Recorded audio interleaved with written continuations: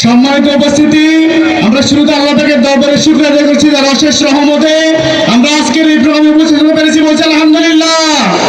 দরুদ পেশ করছি রাসূলের প্রতি, বলছি সাল্লাল্লাহু আলাইহি সাল্লাম।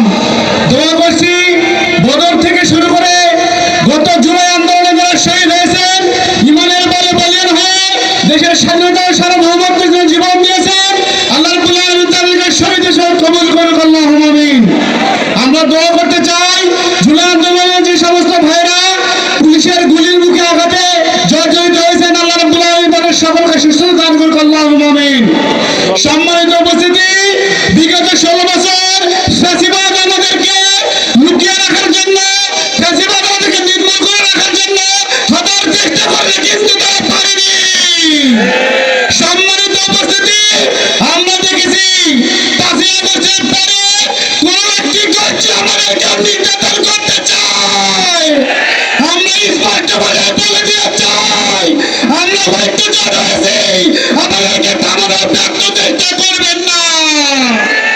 সম্মানিত উপস্থিতি, আমরা এদেশে নৌকার শাসন দেখেছি, আমরা এদেশে ধানের শাসন দেখেছি, আমরা দাঁড়িপাল্লার শাসন দেখতে চাই। সম্মানিত উপস্থিতি, বাংলাদেশের মেধাবী ছাত্র ঢাকা বিশ্ববিদ্যালয়ের ছাত্ররা প্রমাণ করেছে তারা আর পুরাতন রাজনীতি দেখতে চায় না।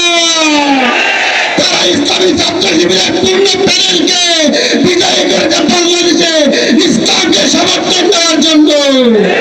সম্মানিত উপস্থিতি, আপনাকে রাজি আছেন আগামী দিনে দাঁড়িপাল্লার মার্কাকে বিজয়ী করার জন্য? সম্মানিত উপস্থিতি, আমি আবারও বলতে চাই, পরিকল্পিতভাবে দেশে আচ্ছন্ন করে রেখেছে। আমরা যদি সরাসরি দাঁড়িপাল্লা মার্কাকে নির্বাচিত করতে পারি, আমাদের যুবক ভাইয়ার মনোকাশক্ত হবে না, হবে না, হবে না। আগামী নির্বাচনে আমরা ফ্যাসিবাদী আমলে ভোট চুরির মতো নির্বাচন হতে দিব না। আমরা আওয়ামী লীগের মতো ভোটের বাক্স চুরি করে তাদেরকে নির্বাচনে ভোটের বাক্স চুরি করে কোনো সুযোগ দেব না।